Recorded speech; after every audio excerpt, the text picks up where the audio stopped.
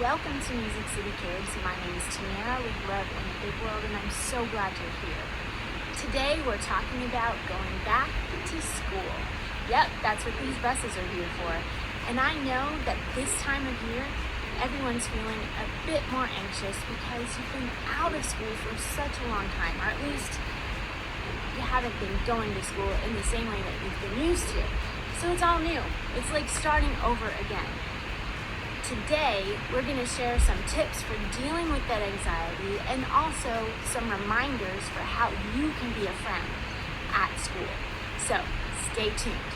First up, we've got Family Fit Mom with some exercises for us. And I'll tell you from first-hand experience, staying fit is one of the best ways to deal with anxiety. So get up and get moving. Hey Music City Kids, Family Fit Mom here, and today I'm going to talk about our core, the abs, our midsection. It is so important. It helps keep us upright. It helps us stay balanced. It helps us when we're running, when we're jogging, when we're jumping. Everything comes from the center of your body, so the stronger your core is, the better you're going to be able to do any of those activities that you like to do. So today I thought it would be fun to show you 3 or 4 of my favorite ab exercises. You can put them together and do 20 to 25 each. That'll give you about 100 core exercises each day. So we're gonna come down to the mat. One of my favorite ones is to put our hands down to the side, bring our feet up, extend our legs, keeping those feet together, come back in, then extend them out in a V. So you can do about 20 of these, but today we'll do 10 just for the sake of trying them out.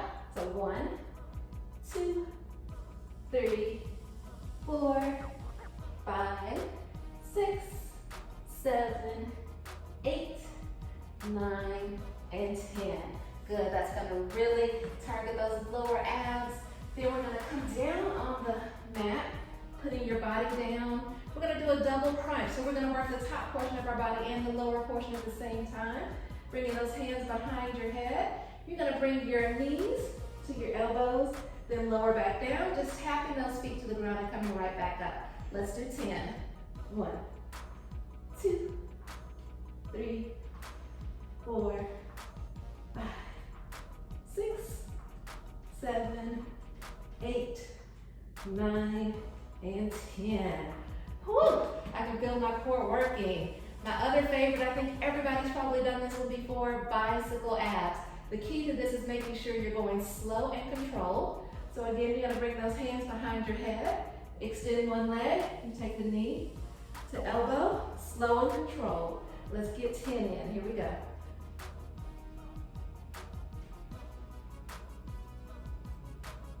6, 7, 8, 9, and 10. Awesome job. We're gonna finish off with our basic crunch. So for that basic crunch, we're just bringing our shoulders up off the ground. Our back stays on the ground, bottom stays on the ground. Bringing those arms up, just bringing those shoulders up, then lowering down, slow and controlled. If you need a little assistance to help your neck feel better, just put the hands behind the head, cradle it, and come up. Let's do 10, let's go. 1, 2, 5, 6, 7, 8, 9, and 10. Great job. So those are 4 exercises that I love to do to strengthen my core. Again, you can do 20 to 25 reps of each. That'll give you 80 to 100 reps of abs each day. Remember, the core is the center of your body. It's important to everything you do movement-wise. So really work on producing and creating a strong core. Try these exercises out.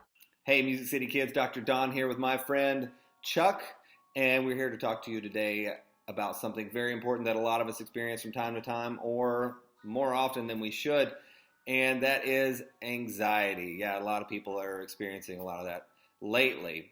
But this is a big topic, so this is going to be part 1 of 2. And so we're going to go ahead and get started. What is anxiety? Anxiety is feelings of anxiousness, worrying, over-worrying, the inability to relax, feelings on edge, the list goes on and on. And what happens in your body is that your brain has 2 sections, basically.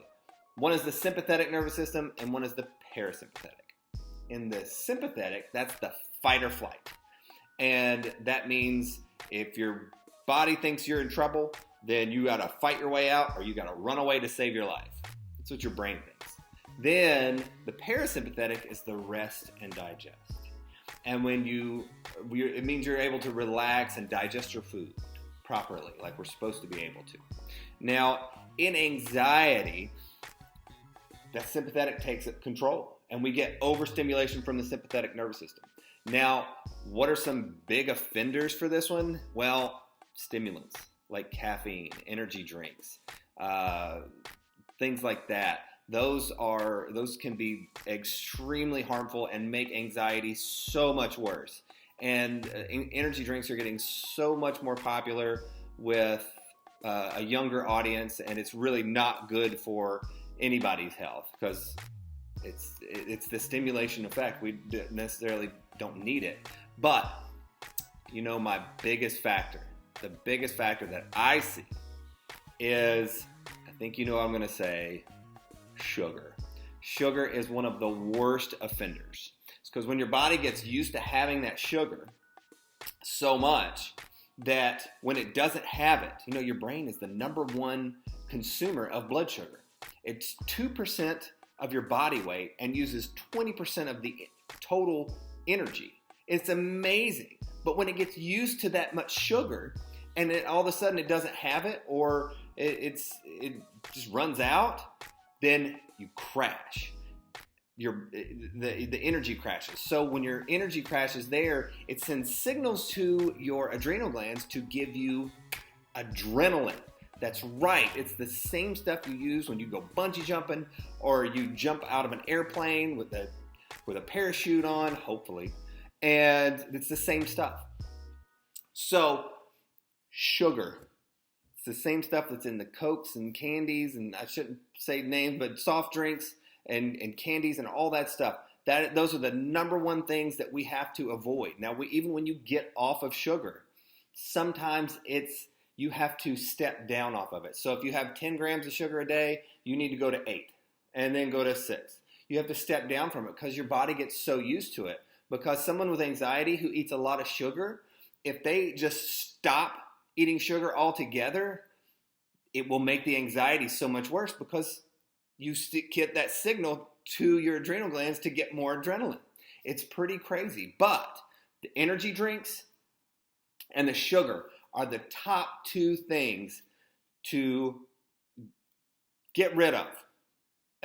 Step down from them, get rid of them. Those are two major factors for issues with anxiety.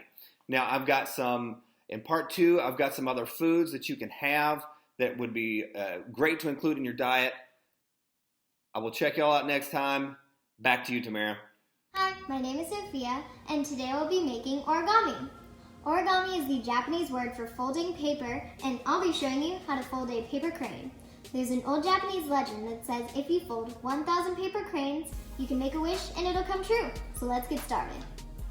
First, take a square piece of paper, fold it in half, crease it, unfold, then do the same thing to the other side.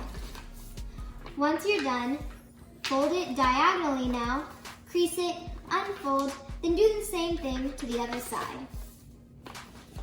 Now your piece of paper should look a little like a tent. Now we'll take these perpendicular lines, fold inward, and now you should have a square shape. Take one of the corners of the square that we now have, fold inwards, crease, and it should look like this. Do the same thing to the rest of this side and the other side so that your paper looks like a kite. Now unfold these creases that we just made and take this piece right here, pull it up. So now we have a pocket. Use the creases that we just made, fold inwards,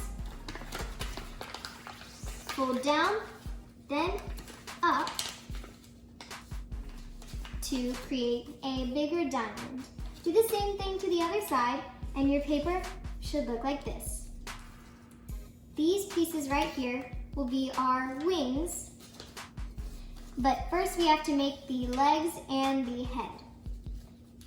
First, flatten this out, fold in this piece of paper at an angle so that it looks like this.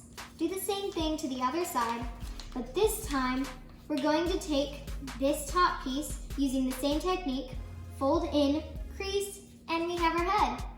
One final touch, curl the wings so that they're in a flying position, and hold the crane at the base of the neck, pull the tail, and now it can fly. Thank you. Hi Music City kids, my name is Ellisa Sun and I wrote this song. It's called No Matter Who, and it's a song about being free to be whoever you want to be. We don't see eye to eye, listen from ear to ear, don't make them cry. Stick out your neck and see her, don't be blind.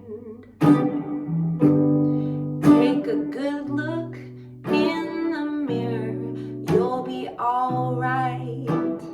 And in the face of fear, hold up your candle,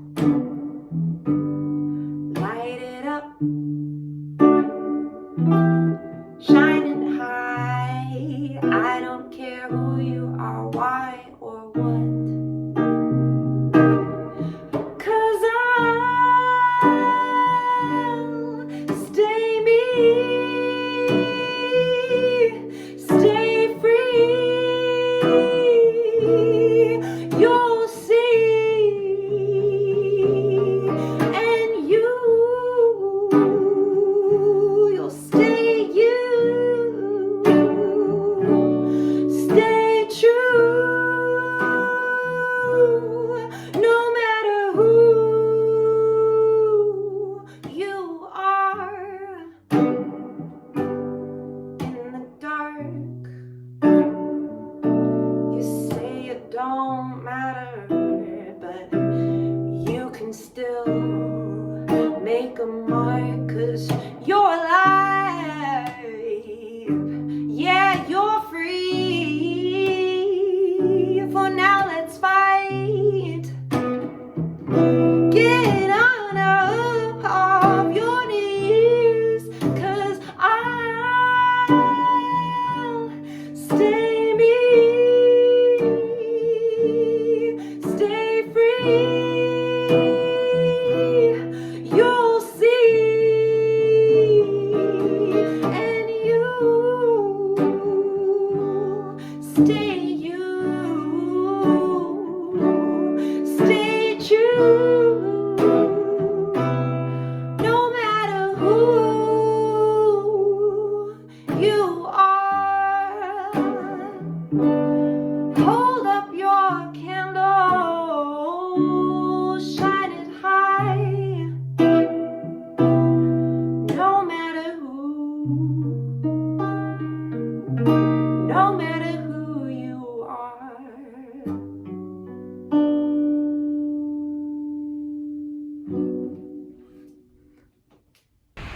All right, friends, so I've got a great story for you to read yourself, or you can read it to a little brother or sister who might be feeling nervous about going back to school too. It's Franklin Goes to School by Paulette Bourgeois. And Franklin is a little turtle who has big adventures. And of course, you know, going back to school is a big adventure. Here's some other ideas for you to consider as you're getting ready to go back to school. Go visit the building. Meet your principal and teachers first, if at all possible. Next, talk to your other family members about their first day of school experiences. I think you'll find that you're not the only one who gets nervous. Third, go shopping and get prepared with your first day of school clothes and other items that you might need this semester, as well as your school supplies. Pack that backpack ahead of time. Make sure you're ready to go. That'll help you feel better. And last but not least, be kind, respectful, and open. You're gonna meet lots of new people this year, from the kids who ride the bus with you to those in your class, your teachers, the janitorial staff, the cafeteria workers, the bus drivers. Remember that we are all part of the school community together. So be kind, be honest, and remember, taking on a new adventure like this requires a great deal of courage. Courage is facing your fears, and know that I'm so proud of how brave you're being, especially during this big transition from being at home learning to going back into the building. I know you can do it. Take a listen to this spoken word from Love in a Big World.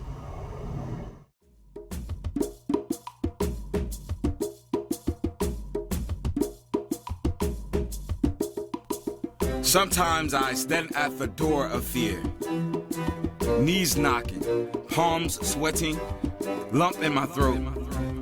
Do I speak or hold back words? Is it worth it? Though it's right. Struggling to open my eyes to face what is in front of me. Sometimes trembling, voices in head, heart beating, loud like vibrations, shaking. I stand, fist clenching, deeply breathing, knowing I need to move. Sometimes doing the hard thing, the right thing takes courage.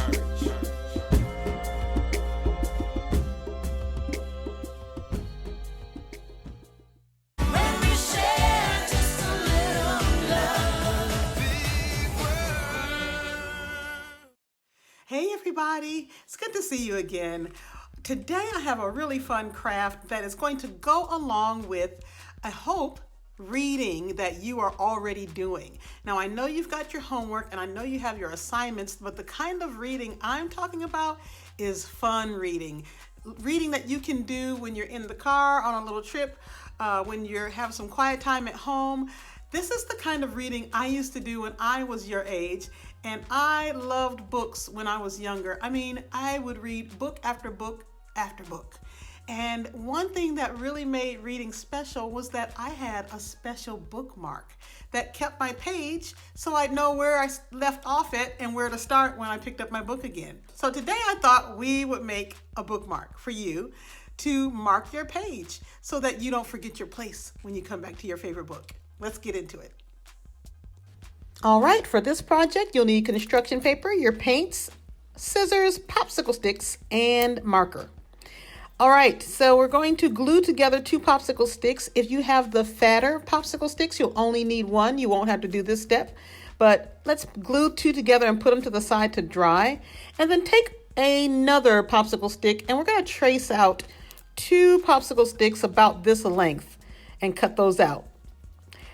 Now, if you have anything like pink paint or red paint that you can water down, I want you to paint 2 sections in the middle, upper half of those 2 white pieces of construction paper, like this.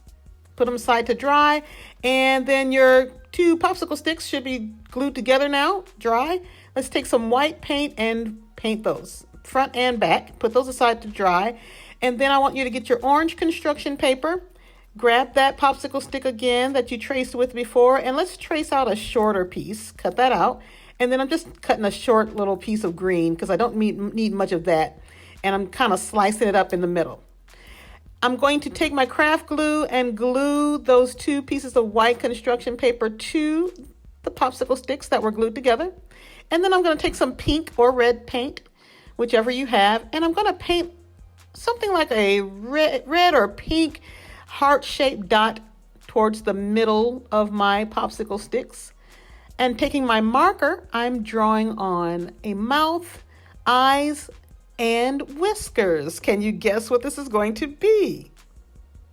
Okay, I'm going to take my orange and green construction paper, get some craft glue, glue them on towards the bottom middle of the popsicle stick, and I think you can guess what your bookmark is going to be. It's a rabbit with a carrot. Let it dry, and that's your...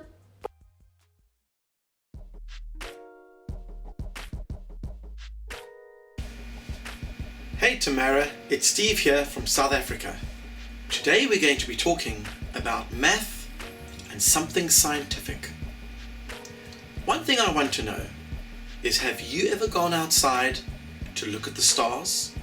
You know, when you look up and you see those beautiful bright shiny lights, you think to yourself, I'm looking into the future. Well, actually you're not. You're looking into your past. Now you're probably wondering, how is that possible? So let's backtrack a little bit. We'll do this in small chunks. If I go outside and I stand on top of a mountain and I go, hello, and I hear, hello, coming back, that is my echo. And the reason why it takes a while to travel there and back is because sound travels from one spot to another, hits the wall, and bounces back. We could measure that distance and how long it takes, and we can work out the speed of sound.